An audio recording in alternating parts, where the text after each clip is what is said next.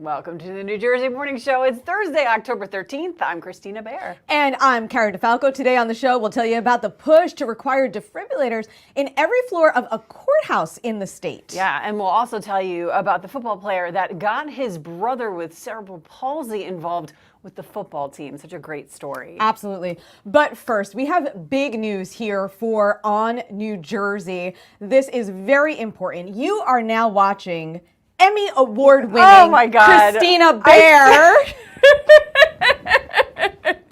I saw it in the rundown, like I saw something, and I was like, "What is that?" We are so proud of you. Oh. We have. I think if Bridget, our production assistant, has a little something, she can walk in here for us as well. Oh, stop! But oh my gosh, we are beyond proud of you. We are so happy to have you here on our team to be working with you. We did. Chris, you had a few words that evening that Pam is gonna pull up for us as well.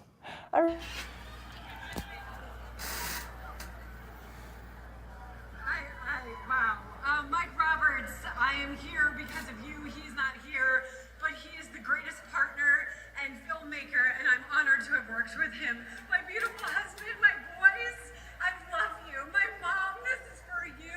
All of the people that believed in me, Lisa Marie Falvo, Adam Darsky, Gerald D'Ambra, Ahmad Asghar, and all the people who told me no throughout my career, all of the bullies who told me no, I would never make it. I worked harder to prove you all wrong. Teamwork matters. Storytelling matters. 20 years later, I am still here, and I am here on this stage. Thank you so much to the Academy. Thank you.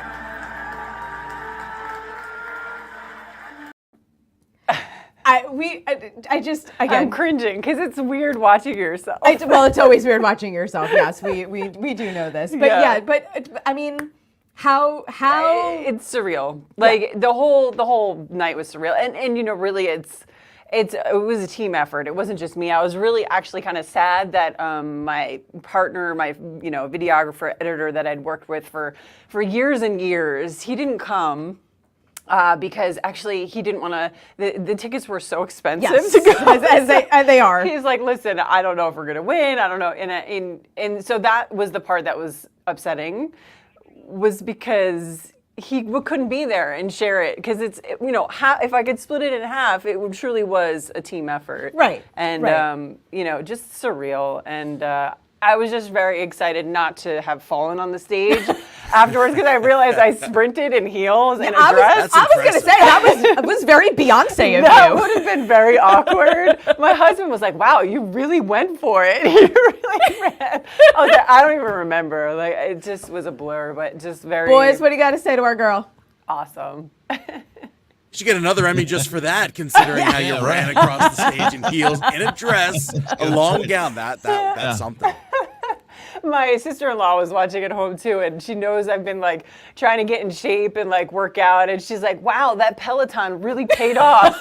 She's like, you really went for it. She's like, it looked good. I was like, how crazy is that? But yeah, I definitely think you had the best speech of the night, and you timed it out just right, just as the music started to cue. You don't want to get to the point where the music is so loud, because then you kind of know, you're going over time. But you just got it to where the first strings of the violin were kicking in, and then everything they're the hook. Up, so. Like, get off the stage. Exactly. This is incredible, guys. Thank you very much. I'm going to see if I can get it open. We're probably not going to eat it right now because we do have a show to do. Yeah. But, we did just... I thought you were going to smash it in my face. I can do that if you would prefer, but then I think we might have some issues. But yeah, so again... This is really awesome. Thank you, guys. I mean, this whole thing is crazy. And you're welcome. just, just to be nominated is an honor, and this is really awesome. So well, thanks. we are, like I said, extremely proud of you. Honored to be working with you. Honored to be working here. I mean, this is such an awesome crew. We're small but mighty. Yes. But the thing is, everybody has the same goal, and that's to work together as a team and just to get the job done and have fun. And that's really what it's all about. Yes. Well, and I think you, like all of us, we like to do this. Yes, it's fun for us. It's fun. So no issues and no, Yeah. it's fun, and we're a family, and so I appreciate it. Like, you're gonna make me cry again, so maybe you should smash the All cake right. in Well, my you face. know what? We'll let you take a breather. We'll let Mike give us the forecast for today, because Mike, I think we're expecting some pretty hefty rain today, aren't we? Pretty big rain later today. Yeah, thunderstorms on tap for this Thursday afternoon. Good morning, everyone. We'll get you started with a little bit of a humid but damp morning as the clouds roll in. The rain not too far behind. A lot of that wet weather coming in shortly, and will give us a pretty wet afternoon and evening as well. So throughout today, as temperatures climb into the upper 60s, likely getting to the low 70s, we have that rain on tap. It arrives later on this afternoon, so most of the morning should be dry, but once we get to the afternoon hours, keep an eye to the sky for some wet weather as we go to 70 degrees in Newark, 68 in Seabright, and those southwesterly winds pulling in a little more warmth, a little more humidity for October standards, 69 in Belmar. We'll time out the rain for you, let you know when the heaviest will come, and of course, we've got a look of the weekend forecast. Big weekend for apple picking, pumpkin picking, and all the fall festivities you love just before Halloween. Those details coming up with your next weather update in a few minutes. It's all our favorite things, Yes. Mike. We're looking forward to it. Thank you much. All right, let's check in on the roads and the rails with Don Smith right now, and it's been another pretty hectic day this morning. Yeah, it has been, Kristina. That's right. And again, congratulations. Very well earned and deserved. And Cara and Mike, good morning to you. Let's go to the maps here this morning. We're still dealing with, now this is a situation in the Pine Barrens. If you use 70 to kind of cut across the state out of Lakehurst through Manchester, that is still shut down at Lakehurst Road in both directions. It's been that way for a couple of hours now. Unfortunately, it's an accident investigation still in the process of being worked on. There's really no good kind of work around unless you come further to the south along Route 72. Parkway, express lanes northbound 105, all lanes are open to vehicles on the left shoulder. Let's go. I'll take you actually to the actual map now. Southbound Parkway finally cleaned up this crash at 140 in Union, but still the damage done back through Irvington south of 144. But the good news is here on westbound 22 out of Hillside into Union, we've actually kind of picked up the pieces there a little bit better. Now, dare I say it's a little lighter this morning, the volume. One that could be for what Mike has been saying for the forecast for later for the heavy rain. Maybe some decided to use the work from home on Thursdays and Fridays, and maybe even decided, hey, it's going to be raining later into the evening commute. Don't want to deal with it, so we'll just stay home because that's kind of what I've been seeing all morning long. Still some contention here on 24 both ways at Florham Park. 80 westbound at 287 a little slow, but North Jersey, 80, 23, 17, 208. That's good. Western Spurs. The Spurs are still pretty tough here, getting into 15E in both directions, but that's kind of normal for about 10 after 9 in the morning. Widen it up, and 287 is still fairly busy both ways in towards the Boundbrook area. And we'll take a quick look at the Shore Parkway 195. Again, things are fine. Even over towards Deptford, Mount Laurel, 295, 55. And as we continue further to the south, Atlantic City, Seattle City, and Avalon is moving well. Bridges and tunnels, we're dealing with probably on average about 35 minutes at the Lincoln and the George, about 20 at the Holland. And your trains are on or close to schedule. We just had one early canceled train here. The 806 is a little bit was canceled on the corridor. That's happening in the traffic center. Cara, Kristina, we'll send it back into you. Thanks so much, Don. All right, so Princeton University beginning to divest from its fossil fuel investments. Yeah, and in a recent announcement, the university highlighted 29 companies that are involved in the thermal coal and tar sand industries, which are responsible for the largest share of emissions. So the announcement comes after a campus organization called Divest Princeton urged the school to fully divest from its fossil fuel investments. This is pretty interesting. Princeton's Board of Trustees voted to divest from 90 fossil fuel companies last month in a bid to address climate change. Now, this is a huge deal because Princeton obviously is as big as it is. Right. And now they're taking this first step to kind of lead the charge in a way. They have one of the largest investments in a variety of things. They have some of the most money to spend in things like that. And yeah. So it's very interesting to see them kind of pull away from that. Right. Yeah. It'll be interesting to see who follows suit. Like if this is going to be, part of a whole sort of domino effect in other colleges Yeah. and big companies. Yeah, follow the where same they suit. where they start to get it from, and where they put it instead. I think that Yeah. also makes the difference. Yeah. You know, are we putting it towards farming and real Ag, farming? yeah. That's really going to be, Right. truthfully, that's going to be where you're going to make the most impact Yeah. in terms of climate change And solar and And solar solar. energy and all of that. Yeah. So So it's interesting to see. TBD. Yeah, Yeah. so keep an eye on it for you.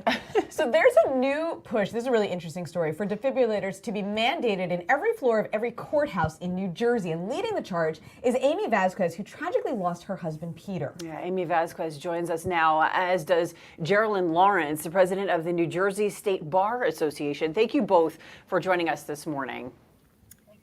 Thank you so much. Can you give us a little bit of insight into Peter's story and how all of this came about?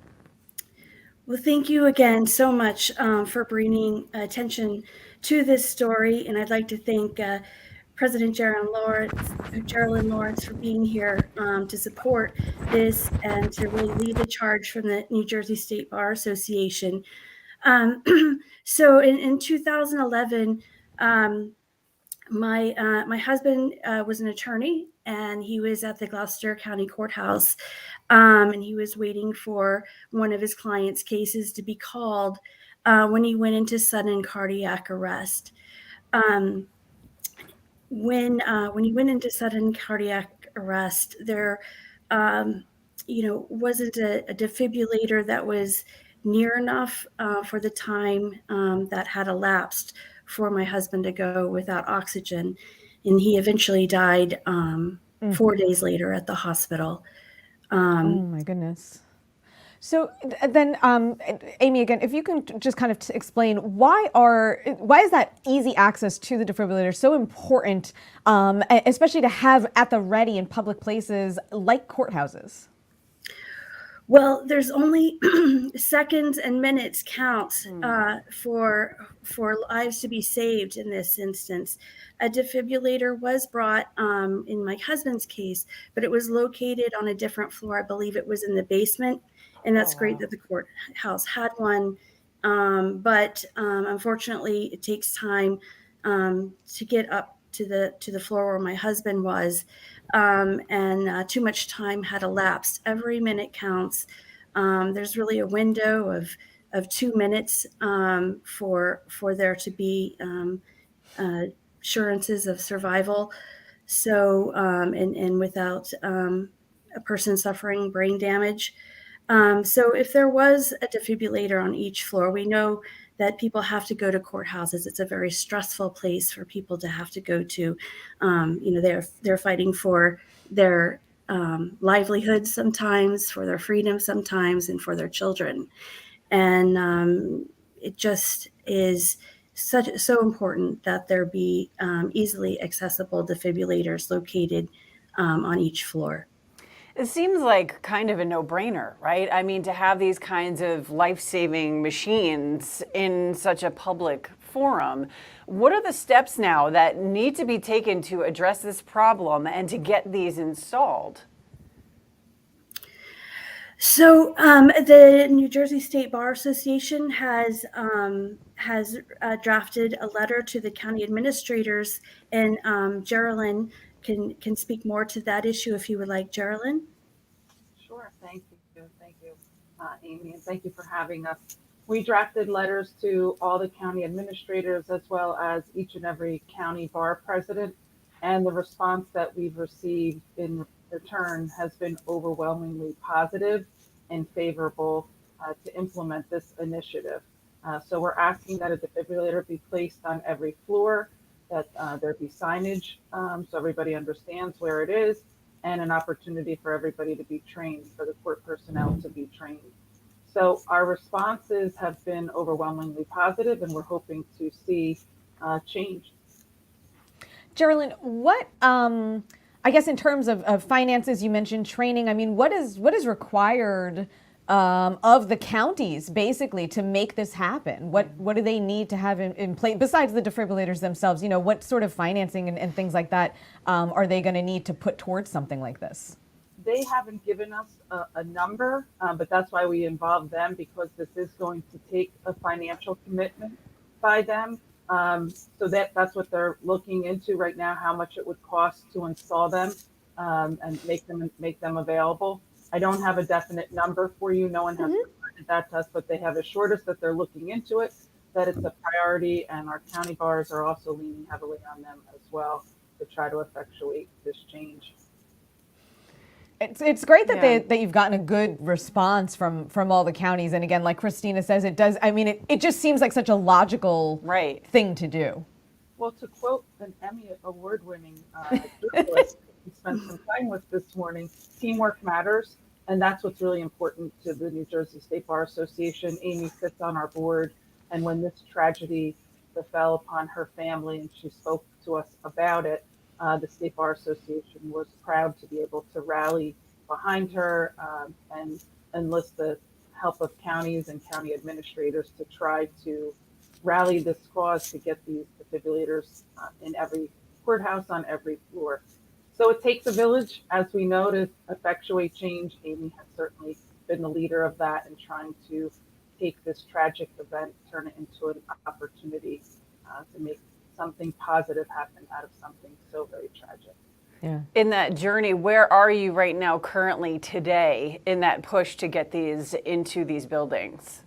I think it's slow and steady progress. We've heard from 11 of 21 counties, I believe, so far that have indicated that they will be moving in that direction, that they stand behind this cause, and they agree that defibrillators should be on every single floor.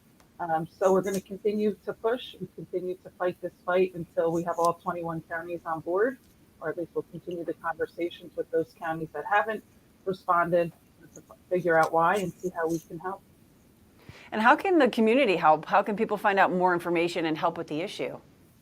If they keep talking to members of the legislature, of their local community, their county administrator, anybody in their local municipality politics, and let them know that this is important.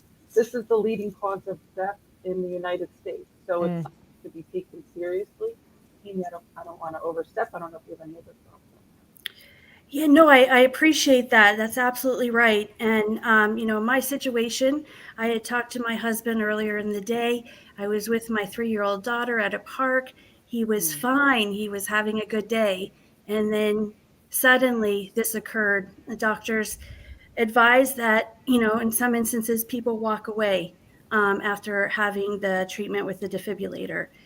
In this instance, unfortunately, that didn't happen. And I hope, and New Jersey State Bar hopes, and I appreciate your efforts here in trying to change things so that it saves lives. Well, we appreciate you telling Peter's story. It's such an important topic for sure. And, we thank you both for coming on this morning, and hopefully there will be some change soon in the next couple months. Yeah. Thank you. Thank you both once again. Have a great weekend. All right, well, moving on to our next story here. Hudson County officials creating a new plan to provide legal counsel to tenants. So the lawyers would be providing free legal services for tenants in a similar model to the public defenders that work for criminal trials. Yeah, the services would be provided by the Waterfront Project and would be available to tenants all around the county. An analysis from the National Coalition for a Civil Right to Counsel found that just 3% of tenants have access to attorneys. 82% of landlords have access to a lawyer. Because it's expensive. Yeah, well, it's expensive. I will say, I think, as someone who's been both a tenant and a landlord, I think more as the landlord, you almost have to take that preemptive protection for yourself, because the laws are confusing. Well, they're confusing, but and rightfully so. They are in the favor of the tenant. Obviously, we want people in homes. We want them able to pay their rents. We want them able to support themselves. And at the same time, sometimes it doesn't, the loop doesn't close all the way. Right. There's also sometimes the fine print where you're reading this contract or whatever, and you're looking at it and you're like, wait, I'm looking at this 5 million times and I still don't know what I'm reading or Right. signing. Yeah. So I think just to have that sort of, backup to figure out what exactly is going on here for both sides is really helpful. Yeah, absolutely. So it'll be interesting. It's kind of a cool thing that they're doing. Yeah, absolutely. So coming up in just a little bit, we're going to tell you about the high school football player who found a way to get his brother with cerebral palsy involved on the team. Love that story. Plus, check this out. October is Adopt a Shelter Pet Month, and we're sharing adoptable pets for you all month long. This is Olivia. Gorgeous. She's waiting for you, by the way, at the Burlington County Animal Shelter. You can call the number right there on your screen. Just look at those eyes. So I was going to say, she's beautiful. Oh my gosh. Yeah, absolutely. Stunning. Love And it. don't forget, you can always find us over on social media. Search for @NJ Morning Show on Facebook, Instagram, or Twitter, and click follow. 2020 felt like a dark tunnel, and while 2020 is over, the impact is not. The pandemic affected both our physical and mental health. We started the Cody Fund for Mental Health to change lives, so we want you to know about NJ211. It's a referral service for anyone in crisis, even children. I'm living proof that there's light at the end of the tunnel. And it's not a train, it's help. It's NJ211. Right now, New Jersey's youth are dealing with a lot. Growing up today, it's easy to feel overwhelmed, but you're not alone. If you're worried about someone, reach out and point them to help if they need it. The New Jersey Department of Children and Families offers support to children and youth in crisis. Help is available by phone or text whenever you need it. Be there for a friend, and know where to turn for help. Suicide should never be the answer. Growing up can be hard. Getting help shouldn't be.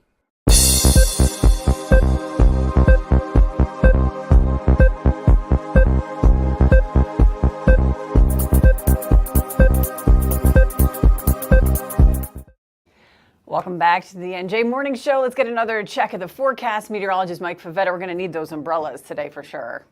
Oh, absolutely. There's some wet weather on the way with some storms for this afternoon. But, considering how long the drought has been continuing here across New Jersey, we'll take every drop of rain we can get. Let's show you the radar now over the last few hours, showing some of the light showers coming down, especially across the western portion of the state and down south of Philly. All of this is moving to the north and east and will eventually arrive in the next several hours in the form of some thunderstorms later on today. And as that rain gets going, it gives us a little bit of those heavier storms and downpours later on this afternoon. So some of the weather models here show some of the heavier rain later today. We will plan on a little bit of that wet weather as we head into the afternoon. So with the worst of the storms and the gustiest of the weather arriving later on this evening, plan on temperatures to hold in the upper 60s and low 70s throughout the course of the day. And even still, it'll stay quite dry, I think, throughout tomorrow. So that's why a very pleasant weekend is on the way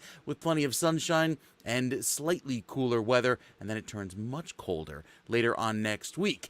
There is some beautiful weather to enjoy, maybe some fall foliage this weekend. Most of the state, even down toward the shore points, has that some changes going on with the leaves. So you can actually see the little tops of the trees there changing to some shades of orange and yellow, looking very pretty across New Jersey, and that will continue as we head into the next few weekends. In fact, we're enjoying a lot of those colors now across New Jersey, especially as temperatures stay on the milder side.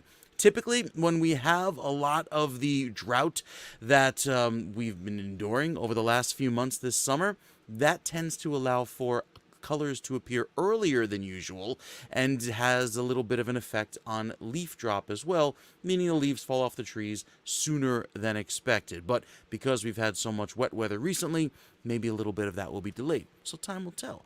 Our forecast this weekend has lots of sun as soon as tomorrow and highs climbing into the upper 60s and low 70s. So picture perfect weather to enjoy, but it will be another muddy weekend out on the fields after all the rain we get to today. So be sure to bring along the mud boots if you plan to do the pumpkin picking or the apple picking, because those fields, they get quite messy. Kids love to run around in it, though. We'll take another check of your forecast, including the 7-day weather, what you can expect going into next week. That's coming up in just a few minutes. Cara, Kristina? So does the pups, I was going to say, too. the kids, the dog, they're like, is this totally dirty? Let me roll in Let it. me find it and roll in it. Yes. Yep. Yeah. All right, Mike, thanks so much. And Don Smith has a look at our traffic. Hey, good morning, Don. Good morning, Cara, and good morning, Kristina. Good morning, Mike. Let's get you over the maps, and it's actually doing fairly well. We just have a couple of incidents to run down. First is on the Parkway, south of Cape May County, south of exit 6. Once for the left lane shut there. Also, north express lanes. We're dealing with another crash here at 105, but everything is on the left shoulder. Both ways of 70 still remain shut down. This has been this way for most of the morning. Out in Manchester Township, just in the area of Lakehurst Road through the Pine Barrens. So going to be a little bit slow through that location. Now we head into North Jersey. We're 17, 23, 208. Dare I say it's a little lighter here this morning. Now some of that could be a lot of our friends using the work from home situation to their advantage, kind of quietly having a 4-day weekend to a degree where you don't have to get on the roads, or it could be for Mike's forecast for later this afternoon, right around the evening rush hour. It could be a little challenging with that, with the weather coming through. So some may be, again, taking the work from home for this Thursday. But 17, Route 4, 80, Rockaway, 80, 15, Northwest Jersey looks great all the way up to High Point this morning on 206, 80, 46. Warren County, Morris County. We're still dealing with a little traffic on 24 both ways out to Florham Park, but that's about it. North on the Parkway, still fairly heavy into the old Essex Toll Plaza. And then southbound on the Western Spur, this has been really busy getting out to 15W in Kearney and 280. Still haven't figured out why. Just a lot of volume getting up and into the Southern Mixing Bowl there this morning. But as we widen up the map, the Parkway through Middlesex County looks good, 287, 78. We're moving along nicely. Parkway is fine. Again, Central Jersey, we are good. Let me just show you that 70 area. It's going to be just west of the Whiting vicinity. It's right here at Lakehurst Road. That's where we're seeing just some minor backups now. It looks like the rest of South Jersey is good on the Parkway. Same thing on the AC Expressway. And then 55 still fairly busy heading up into 295. Let's take a look at our bridges and tunnels. About 25 to 30 at the George, 35 at the Lincoln, 25 to 30 at the Holland, and at New Jersey Transit and PATH are both on or close to schedule. What's happening here in the traffic, Sarah, Karen, Kristina? Send it back to you in Fairfield. All right, Donnie, thanks so much.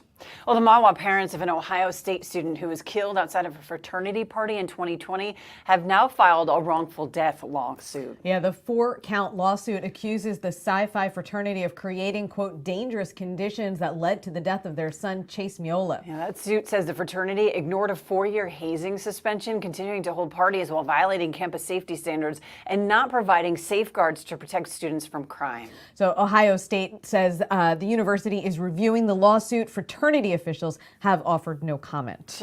I mean, I went to a school with no frat houses or sorority houses. Really? Because I went in Boston. So Boston has that whole brothel law. You can't have more than 4 girls living in a dwelling. Oh, jeez. It was very interesting.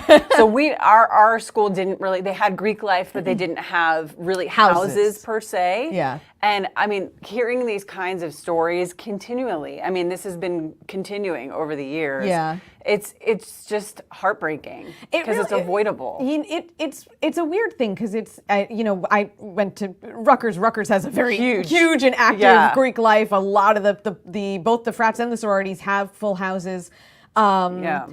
And even to hear my dad, because my dad went to Rutgers Newark and was part of a fraternity himself, and to hear his stories of what it was like, what Greek life was like in the 70s like versus like when I went to school versus what some of our younger staff talks about. Yeah, I mean, it really was a different lifestyle. Yeah. And it's kind of a shame to see it go from, there was a community service aspect that was that's the whole supposed to be built in there, and it seems like that's really kind of gone by the wayside, and it really is becoming more for the partying and the animal house. And the animal house, and even the hazing. I mean, some of my girlfriends joined, and I just remember looking at them and go, like, they would just, my roommate would come home in tears, and I was like, you understand you paid money for this, right? Yeah, right. You're paying money into this, and for these people to abuse you. You're trying to get something. What are you getting out of that? Like, she got an extra semester out of it. That's what she got because she didn't finish her classes in time. That's what happened. Crazy. It definitely needs an overhaul and just a closer look at what the point is. Yeah. Of these houses. Absolutely, absolutely. So it's interesting. This story will definitely warm your heart, however. So there's a football player at Red Bank Regional High School, and he's teaming up with his younger brother. Yeah, 17-year-old quarterback Pierce Olson wanted to find a way for his 15-year-old brother Leo to be part of the team, but Leo can't walk, so he wouldn't be able to play. What they were able to do was find a role for him. So every day, Leo helps the coaching staff by filming practices. He joins the team at every game, and he even has his own jersey wearing the number 40. I love it. Pierce has been nominated, too, for the New York Giants' USA Football Heart of a Giant Award. Of course, Leo has CP, so obviously he has trouble walking. And this is just an amazing story. I love it. And it's so funny because I feel like siblings, and especially when they're close in age like that, and at that age, it's more of a competitive thing. So to have, that real fraternal bond where, it's like, no, come with me. I'm going to pick you up, lift you up. Yeah. I think that's just so beautiful. Goosebumps. Yeah, absolutely. Right? Like that's like what you hope for your kids, right? You're like, absolutely. Please be like this. Because they want to kill each other every day. Yes. So it's like, and then you turn around and you catch those sweet little moments. This is a bigger sweet moment on a national scale now, which is just amazing. So, yeah. Well, good luck to him. Hopefully that he wins that Giants award too. That'll be very cool. Well deserving. Well, October, as you know, National Women's Small Business Month, and one New Jersey woman has drawn on her 25 years of experience to form her leadership style. It's called Leading with Kindness. We love this. Jessica Walker owns the J. Walker Salon Group, which operates 4 salons here in New Jersey. She's joining us this morning. Jessica, thanks so much for coming on today. Absolutely. Thank you for having me. I appreciate it. We love that whole concept, leading with kindness. What exactly does that look like? So we're very big in our community as individuals and as a team together working. So, from my heart, I always am trying to inspire and help others, whether you're on my team working with me or whether we're out in the community trying to help others look good and feel good. So, Jessica, how has your experience as a small business owner shaped your leadership style? I've learned throughout the years the hard way on, getting up, getting dressed and showing up and trying to be not only an inspiration, but someone to, help others. For me, when it comes to leadership, I've taken a lot of classes and spent a lot of time reading. And I think it starts with, having a desire to be able to help others and show up to, be an inspiration, perhaps, and influence your community on a small level and on a larger levels. You said you learned the hard way. What are some of the challenges facing small businesses like yours today? It's not easy, just the idea of having to manage operations, sales, finance, HR, recruiting, marketing, when it comes to just trying to, hire the right people and have the right culture within your team.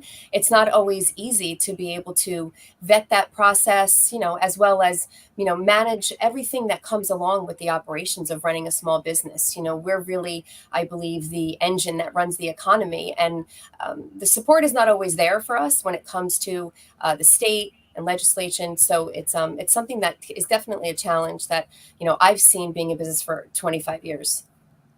So, Jessica, what are some of the ways that you have been able to address those challenges, both with your staff as well as your customers, just within your own companies? We try to give an exceptional experience. We really try to connect and communicate with our clients when they're here on the ground. As a company, we all are meeting continually, trying to, make sure that we have, our biggest focus is to have the customers that we take care of, come in and leave feeling better than when they arrived.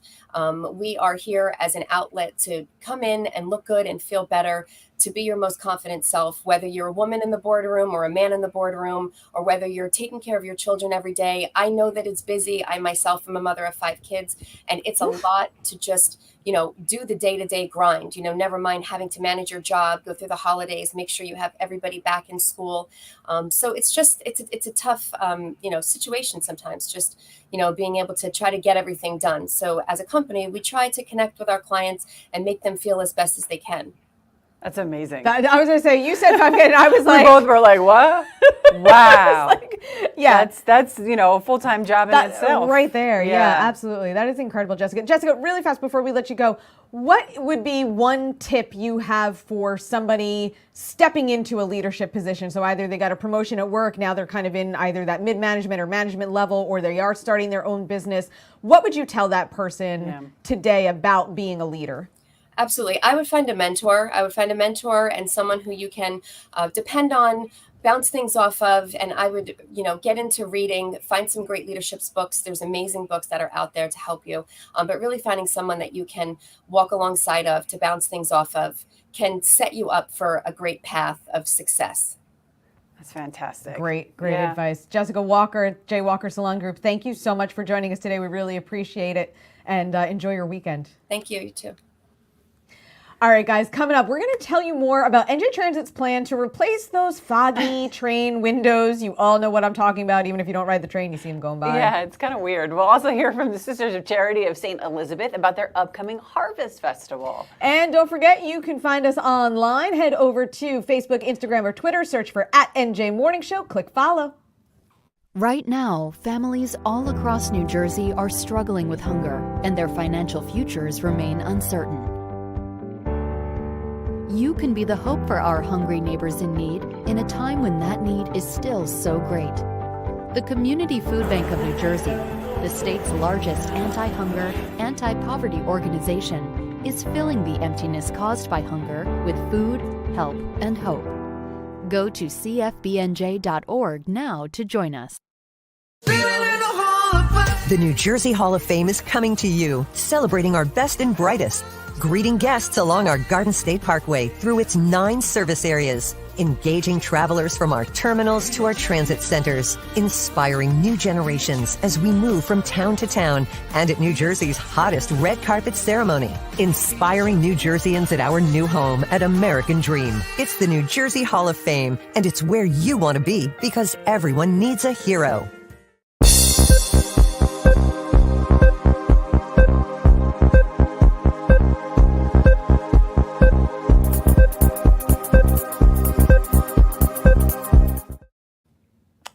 Welcome back to the New Jersey Morning Show. Let's get another check of the forecast. Meteorologist Mike Favetta. It's going to be a great weekend, but we just got to get through today first. One day of clouds and rain, and then we're back to the sunshine. I mean, it was gorgeous yesterday. These past few days have been beautiful, Yeah. but So the plants need it. I'm like, all right, I got to move some of them out to the yard so they get the full soaking. Yeah, Exactly. And yet tomorrow they get the full sun. So looking great this upcoming weekend. Excellent weather if you have any outdoor plans, and this is the time to do it, especially with highs that will be in the upper 60s and low 70s. That'll be your weather if you plan to go apple picking or pumpkin picking this Saturday or Sunday. Beautiful blue sky with that lovely crisp feeling in the air, thanks to the nice low humidity and dry air that takes us into the afternoon. There's your 7-day forecast with sunshine all throughout tomorrow, Saturday, and Sunday. Our next chance of rain after today is a small one, and that's on Monday. That'll be when a weak front slides through and drops our afternoon highs into the 50s. So we get another taste of November, just like we had last week, with that very chilly air this upcoming Tuesday and Wednesday. Overnight lows down in the 40s, even some 30s possible there in the northern counties in New Jersey, climbing only into the 50s in the afternoon. So a big change on the way as we go forward in time. So plenty of sunshine to enjoy with Friday, Saturday, and Sunday ahead. And then I think going into Monday, our next chance for rain is small. But by then, I think we'll enjoy plenty of highs that will be in the mid-60s. We'll take another check of your forecast coming up. We've got your weather menu for any dining plans, specifically tomorrow. Wouldn't want to do that tonight outdoors. That's coming up in just a few minutes. Yeah, you'll be a little washed away if you're eating out tonight. yes, Yep. yeah. All right, Mike, thanks so much. All right, let's check in with Don Smith now. He's got another update on what's happening on the roads and the rails. Good morning, Don. Good morning, Karen. Good morning, Kristina. And good morning, Mike. Let's get you over to the maps here this morning. If you're with us about 10 minutes ago for my last report, I was showing you on the maps some heavy traffic on the Western Spur. We dialed up the Turnpike Authority cameras. Thank Turnpike Authority for the use of the cameras here this morning here at 9:39. But this is the Western Spur going south into 15W. We're about a mile north of that, and it's really heavy. I don't have any reports of any kind of accidents or construction. I just looked. It's just a lot of slow traffic making your way onto the bridge there, getting yourself out of Kearney into Newark. So give yourself about another 5 to 10 minutes worth of travel time there on the Western Spur. Let's go towards the maps, and this is the area I was talking about here. The camera's located right up and about this area here this morning through the Meadowlands. So the Eastern Spur could save you a few minutes, but I think it's going to probably thin out here in the next maybe 15, 20 minutes by 10 o'clock. North on the Parkway, still a lot of traffic getting through the Bloomfield area. Again, nothing reported, just a lot of volume coming up from 147 into 150 for Hoover Avenue. There in towards Belleville and Nutley. Route 3 is good. 21 coming off onto Route 3. That's a little bit busy. And southbound 17, I've been watching this here the last couple of minutes. Getting south here out towards the Bendix Steiner in towards Williams Avenue and 46. Southbound 17 a little heavy there in Lodi. Still, again, not quite sure why. But other than that, North Jersey 23, 202, 287, 17, 23, 15, 80, 280. All is good, even 24 out by Columbia Turnpike and Florham Park. That's been clear. The Parkway is good through Union County. Not seeing any issues there. So today has been kind of a mixed day as far as our volume is concerned. It's definitely down from yesterday. So that's certainly in your favor. I think the work from home thing is kind of kicking in now, maybe on Thursdays and Fridays. 80, 78, Central Jersey, the Turnpike, 287 Parkway, 195 is good. Still a little backed up here on 29, getting into the Trenton Tunnel. But other than that, we've kind of moving along fairly nicely. We still have 70 shut down both ways here through the Pine Barrens, and this is going to be in the area of Lakehurst Road this morning. So just go with the posted detour to get past all of that. But the rest of southwestern Jersey, 55, that is good. Still a little crowded in Deptford, but again, traffic is slowly thinning out. Unfortunately, the Hudson River Crossing, George Washington Bridge, on average of 30 to 35, still 30 at the Lincoln, about almost 30 now at the Holland. That's starting to grow from our last time we showed you that. And the transit situation, that's good, on or close to schedule. That's happening here in the traffic center. Send it back to you, Cara and Kristina. Don, thanks so much.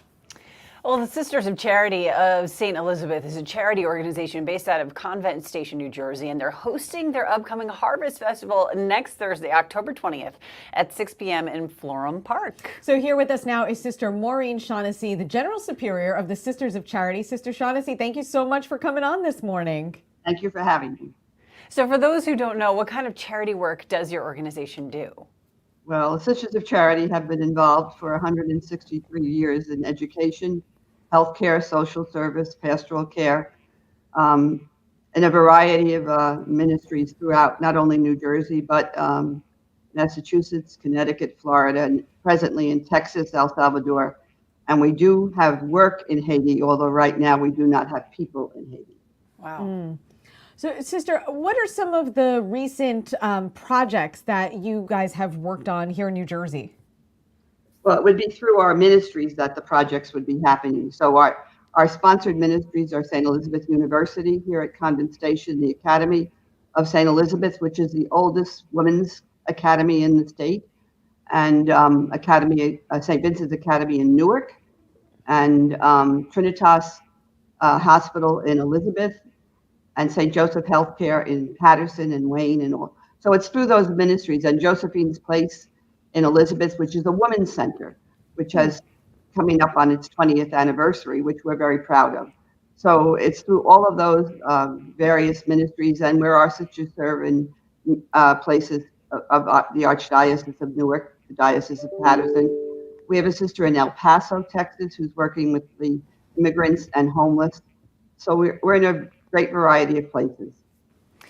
Your organization also emphasizes the need to advocate for principles of human rights, peace, nonviolence, and so forth.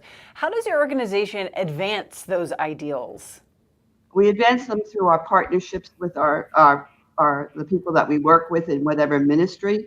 And we do a lot of advocacy, which is, of course, writing and phone calling and speaking about the issues that are really critical for our society as a United States citizens and as people who believe in the dignity of every person. Sister, can you tell us a little bit about the Harvest Festival coming up next week? What can folks expect when they attend? The Harvest Festival is a major fundraiser for us, held every fall, of course.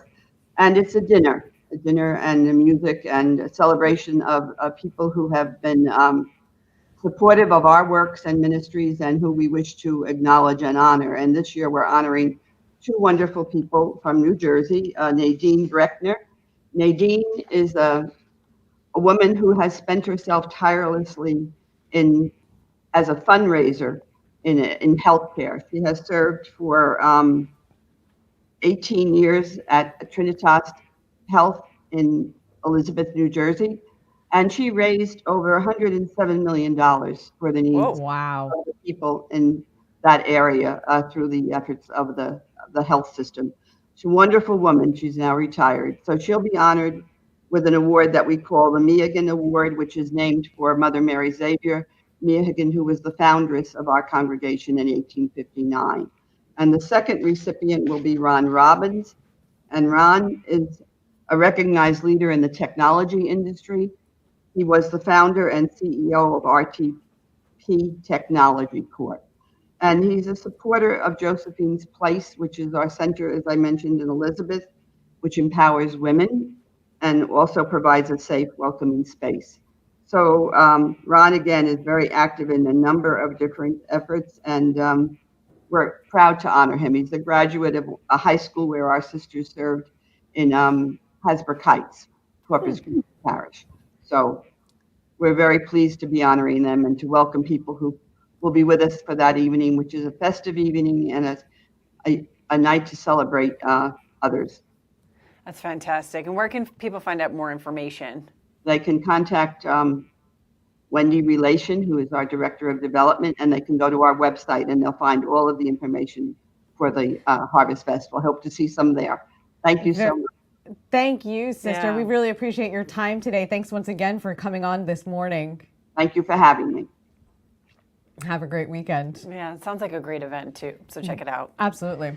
So, a New Jersey court has overturned a man's previous handgun conviction after they found the man needed the weapon to protect himself. This is kind of an interesting story. Yeah, the man cooperated with police by wearing a wire in a previous investigation, but bought a gun after he was beaten twice and shot once in retribution. Yeah, so the court found his argument of self-defense had merit as the man was unable to leave the state due to being on probation at the time. But the ruling from the appeals court also said the man's pleas for help from law enforcement went unanswered. So this was, when I was reading this, it's so fascinating to me because, I mean, this guy really did, you know, he went undercover, he wore a wire, he got the information he needed.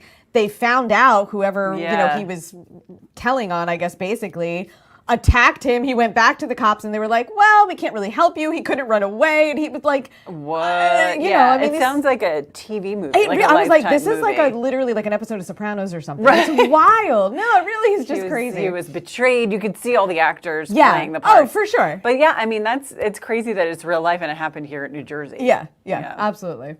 Well, New Jersey Transit passengers, by the way, will soon be able to get a much clearer view on their train rides. Yeah, so officials have announced a new $8 million plan to replace the windows on all commuter trains. I always just thought it was air conditioning issues. The current windows have grown increasingly foggy over the years as elements like acid rain and UV radiation have degraded them. Yeah, so there's no, it's just so New Jersey. There's no set timetable for the replacements, but NJ Transmit spokesman Jim Smith says the goal is to replace the windows, quote, as soon as possible. And, you know, they're under such an obligation. Those windows have to be bulletproof, shatterproof, but they also have to be easily removable in case of an emergency, so firefighters can get in and first responders, passengers can get. So they're expensive. I mean, they're expensive. They've got to be a certain material, and it's like, you know, I'm like, I get that they're foggy and they look like garbage, but I mean, they're keeping you safe. Yeah, aesthetics over it's safety. It's a function over form issue, really. But they're coming. So they're on their way. Be on the lookout. Absolutely. We're sharing adoptable animals, by the way, with you this month because it's Adopt a Shelter Pet Month, and check out this girl.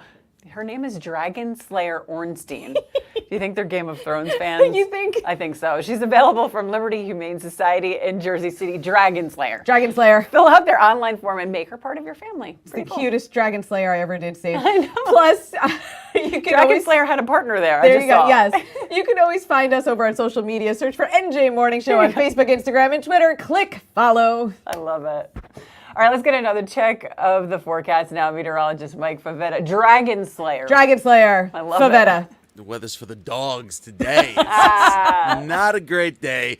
A lot of rain, a lot of thunderstorms by this afternoon, but all of that clears for tomorrow, leading to a gorgeous weekend, and you get a little bonus day in there on Friday. So your weather menu for this evening, obviously, it's all about the indoor dining, because with the storms blowing through, could see some gusty winds. Certain storms may bring some severe weather with some higher gusts and maybe even some heavy downpours. By tomorrow, it all clears out. So overnight, we clear. Temperatures tomorrow begin in the upper 40s and climb up to 68 degrees under mostly sunny skies. We keep sunshine around on Saturday and Sunday. By Monday, that's our next chance for a late afternoon shower, but that's what helps the temperature drop down into the 50s on Tuesday and Wednesday. So some pretty chilly weather on the way, and we likely end the month of October on a below average note for temperatures. So we'll take the rain today. It'll hopefully get us even more out of our drought, and then we're right back to the sun as soon as tomorrow. I think that's perfect timing because it's not ruining your weekend. Yeah. You deal with it on a Thursday. You're good. Yeah, it's working. Thanks. We approve. Well done, Mike. Cool. Good job. Let's get another check in traffic now, Don Smith. See if we approve of his reporting as well. Yes. Thanks, Kristina, Cara, and good morning, Mike. Let's get you over the maps here this morning. Settled down fairly nicely here across the state on this Thursday morning. Garden State Parkway, Cape May, Ocean City, Atlantic City, we are fine. AC Expressway, so southwestern Jersey is good. 55 here at 42. Still a little busy, but the Delaware River crossings, Ben Franklin, Walt Whitman, Commodore Barry Bridge, as well as getting up in towards the Tacony Palmyra and the Burlington Bristol Bridge also is in good shape. We widen things up here. 195, your Parkway is good. Central Jersey, again, not much here this morning, so maybe the work from home thing is really playing a nice factor in today's commute. We go north on the Parkway, still busy here through Bloomfield, 147 up to 150. Looks like 21 going south here of Route 3. That's a little bit crowded as well. And I think if I had to take an educated guess here, is that the midday construction, some of it may be canceled because of the forecast, as Mike had said, for these heavier showers. They want to be caught out there with the construction and then having to clean up very quickly. But the rest of North Jersey, 80, 15, and 17 looks good. Let's go to the bridges and tunnels this morning. Still about a half an hour at the George, a half an hour at the Lincoln, and a half an hour at the Holland Tunnel. And your trains, though, are going to be in good shape, going to be on or close to schedule. That's happening here in the traffic center. Cara, Kristina, back to you. So a new study has found that New Jersey, despite all the traffic, is one of the happiest states in the nation. The findings come from the market research firm Top Data and looked at 7 different indicators. Interesting. New Jersey is the 4th happiest state behind only Massachusetts, Illinois, and Connecticut. The Garden State was top 10 in 3 of the 7 categories. It's 4th in the country for social policies, 5th in mental health, and 6th in physical health. Other factors included employment, leisure activities, personal finance, and personal relationships. We got our gripes, but I think we're mostly happy. I think we're, other it's than a the taxes and the I was traffic. going to say, it's I'm down. Makes sense. It makes sense. Yeah. This is a good place to be. You know what it is? It's so funny. When people come to visit and you fly into Newark Airport, and that's the only place, you fly over the turnpike, you see Newark Airport, you get in a cab. Yeah. You don't realize it. And then, and it's like, go 15 miles west, and all of a sudden I'm like, no, it's no, like no. a different This is world. the part that's the Garden State. This place is beautiful. Not for nothing. We got mountains. You can go skiing and snowboarding. You can go down to the beach. Yeah. There's nothing you can't do. And then here. there's historic places Historic all places over the place. to visit. Yeah. I mean, phenomenal restaurants with Food. parking lots. But Yes. I say that to people from New York all the time. They're like, "Oh, the food's so great here." I'm like, "Yeah, but we got good food and parking. You don't have to drive around for a half hour." Exactly. Yeah, it's great. So. Another great thing, one-woman show, Italian Bread. We got a lot of Italians in We this do state, have a lot too. of Italians around here. Starring Candace Guardino, 2 of them right here, details her personal experiences with growing up in an Italian family on Staten Island. So the show is coming to the Garden State. It's running on November 4th at the New Jersey Performing Arts Center in Newark. And here now is the star of Italian Bread, Candace Guardino. Thank you so much for joining us this morning.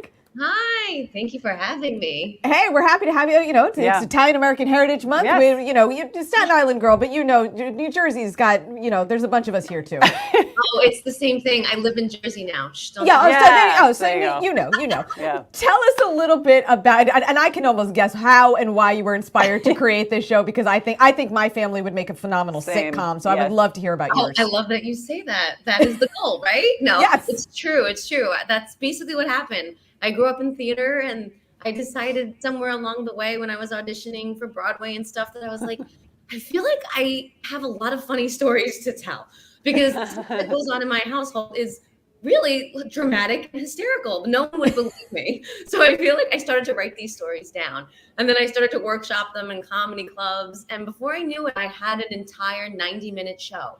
And I was like, Wow. I think I need to put this up, because it literally chronicles like my life growing up from the time I'm about 6 or 7 until I go to college. So it's literally growing up in the household of Italians. But it's also so relatable too, whether you're Italian or not. It's very, very relatable for Absolutely. sure. How many stops have you taken this show? Has the show been on so far? Oh, goodness. So I've been touring it, I'd say, for about 4 years. The reality is the 2-year gap with COVID wasn't, so great. So we didn't tour for that amount of time. So I've been to a lot of cities. I'd say at least 25 cities. Wow. We sell out often, which is really, I get so excited when that happens, because I'm like, there's people, they're here to see the show. And what you said earlier too is so right. Like, it's so relatable, and that's something I really learned, because in the beginning I thought only Italians are going to buy tickets. And before I know it, I do like this little poll in the beginning of the show, and mostly my audience is not Italian. And it's hilarious to me. There are the Italians, but then there are the people that are like, I have an Italian neighbor, I know someone Italian, or my family is just like this, and I'm Russian. Like, it was just so fun. So yes, it's very true. It's very relatable, and we've been touring and successfully touring, which is just so great. It warms my heart. That is awesome. So just tell us a little bit more, like, what has the feedback been from audiences? Do you ever find, and I find this sometimes in some of my personal work, when something about your family turns out to be very specific to your family, and people are like, that's a little, Yes, I'll give you 2 things. So it's actually an argument. I'm on stage and I'll say, Grandma will come over and she'll start stirring the sauce, and all of a sudden someone yells out, gravy! And I'm like, that's the thing you put on the turkey. Yes. It's not, right? So an Italian will totally get mad at that. The other thing is, I talk about my grandmother a lot in the show, but my grandmother is not like a typical grandmother. Most people relate a grandmother to someone who's like in a house dress, tan tights, those awful orthopedic shoes, sort of look, rollers in their hair. My grandmother was not that. She was like sexy black slip, spiked black heels, big, like, she was sexy as hell. And she literally had like a mouth of a truck driver. So not relatable to some people. I love it. That's amazing. I'll tell you, my great grandmother was the same way. My great grandmother did, dressed to the nines. God bless her. The woman, she made it past 100. She dressed in heels every day, did her hair and makeup every day, to literally go from her bathroom to her kitchen to cook herself lunch to watch the soaps. Yes. Full face of makeup. The stories. I get it. That was my grandmother. My grandmother was the type, she was vain, but it was amazing. She was like, I'm getting a facelift at 60, and she did. That's amazing. Like, she didn't care. Like, she was that grandmother. So most people don't relate to that, but what ends up happening is they love her and they want to either be her or they know someone like her by the end of the show. Right. I want to be best friends with her. She sounds for like sure. a good time. Where can people buy tickets to the NJ Pack show? Oh, yeah. So, of course, NJ Pack has a website. You can go to their website. And then we have a website. It's italianbreadshow.com/tickets. And then you can see all of our tour dates. And NJ Pack is on November 4th. I love going there. It's a great theater. So you can get all your tickets there. I love it. Amazing. Congratulations. It sounds like a really good time. Candice Guardino, thank you for coming on the show today. We appreciate you. Thank you for having me. Yay. Have a great weekend. Oh, man. I love it. Italian bread. Italian bread. It's just this. It's this. Just that emoji. I love it. Listen, guys, that is it for today. Coming up tomorrow, we're talking about a special event for Breast Cancer Awareness Month and how you can get involved. Plus, we're talking to the author of a spooky read that'll get you into the spirit of Halloween. We always love it. Thanks for joining us. We hope you have a great day. See you tomorrow. Bye.